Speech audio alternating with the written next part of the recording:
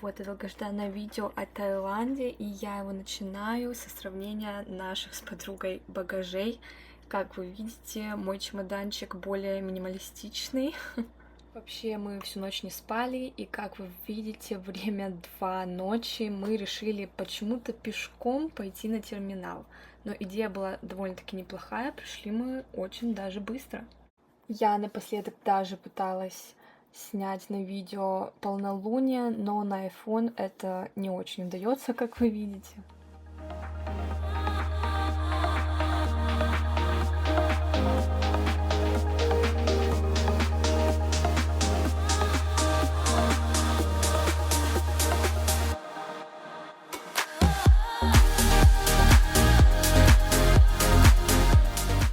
И вот мы уже с подругой в аэропорту, и мне захотелось поделиться нереальной историей о том, как мы решили снять видео в TikTok или Reels, но так получилось, что мы сняли только первый отрезок, а дальше просто-напросто забыли.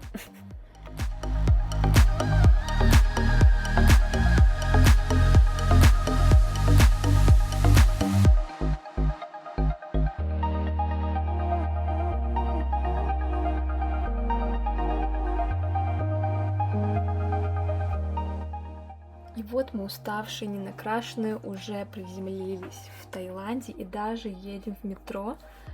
По дороге с одной ветки на другую мне удалось снять первые кадры Таиланда в реальной жизни, потому что до этого я все снимала из вагона метро.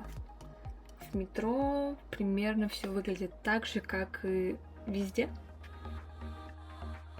И после метро мы направляемся пешком в наш номер. Вы уж простите, я его не снимала на видео, потому что нечем было хвастаться.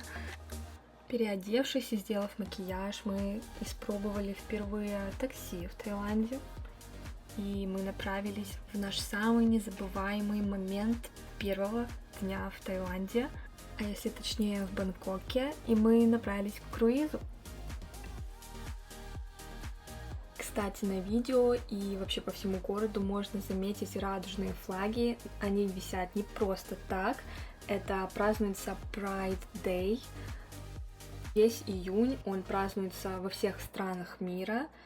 И если вкратце, он значит День всех ЛГБТ-сообществ, единства, прав и всего прочего.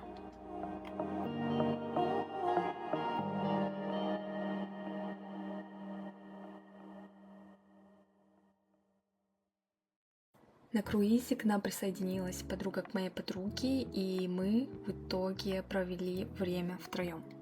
Кстати, круиз оставил просто невероятные впечатления, мне очень понравилось, еда была великолепная, виды прекрасные, и на видео можно увидеть такой большой молл под названием Iconium. Если не ошибаюсь, я не совсем уверена, как читается.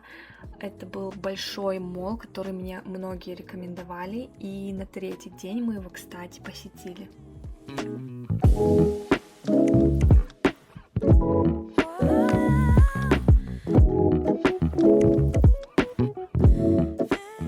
После круиза мы решили немножко прогуляться, зашли в очередной молл или универмаг, точно не знаю, если честно.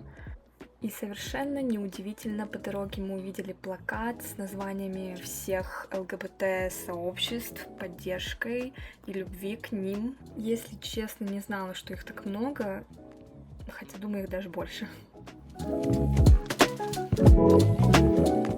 На 5-м этаже этого торгового центра был нереальный бар под названием Tribe Sky Beach Club.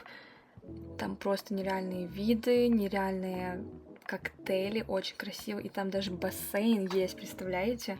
Можно пить и купаться одновременно. Ну, вообще прекрасно, я считаю.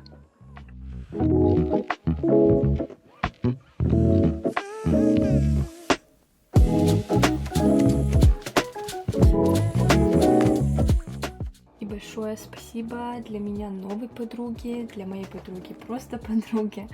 В общем, большое спасибо ей за то, что после круиза она нам показала такие интересные места в Бангкоке.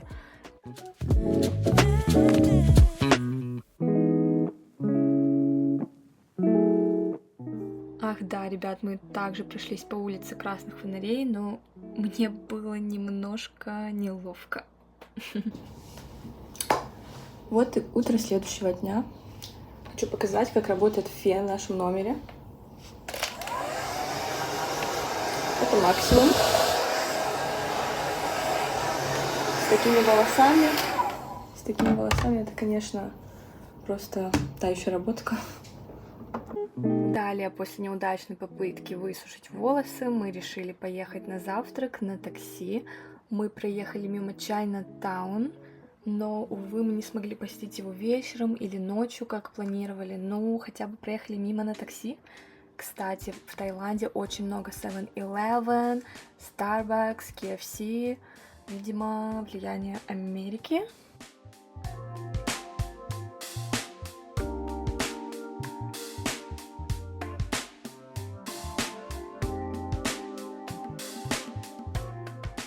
После завтрака мы пошли на нашу следующую локацию. Мы пошли в буддийский храм, называется Wat Pho.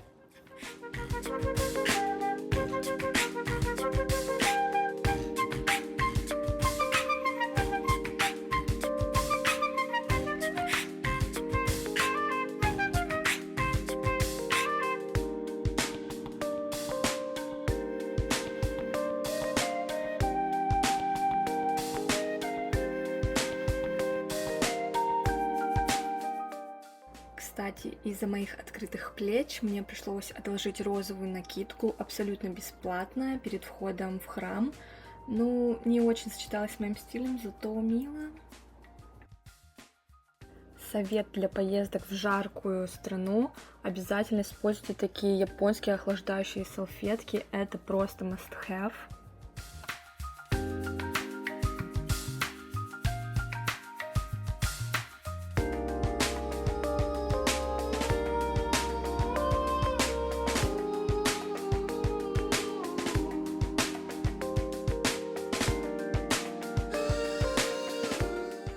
Это видео я снимала не ради архитектуры, я просто хотела показать, как туристы надевают такие знаменитые тайские штанишки со слониками.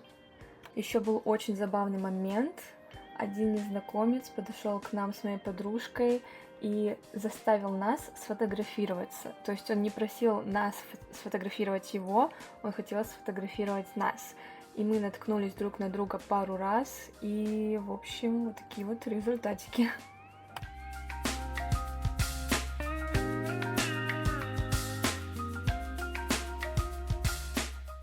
После храма мы направились в еще одно просто незабываемое место, но мы не смогли словить такси через приложение, пришлось ловить на ходу, и вышло очень дорого.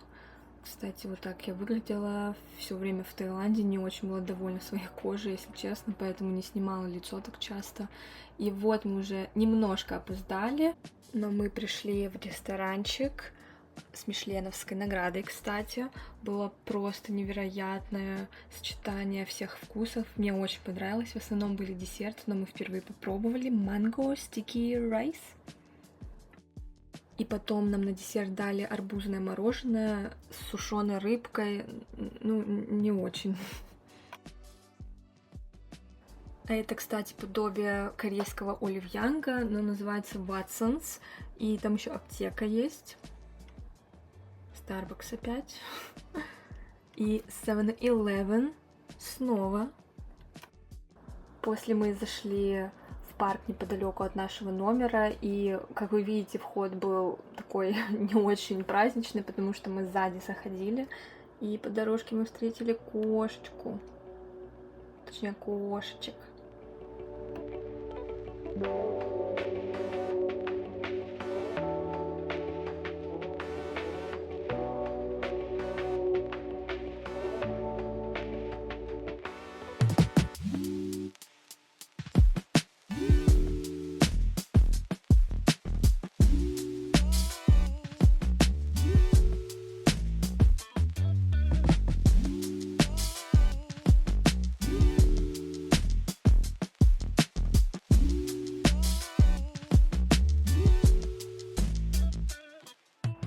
После парка мы проехались на метро, решили прогуляться немножко по местности.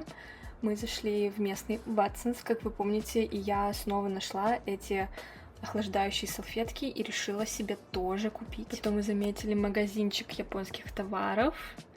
Там было просто нереальное количество японских товаров, ну, конечно, логично, и очень много охлаждающих салфеток и спреев. И потом мы решили узнать больше о местной кухне.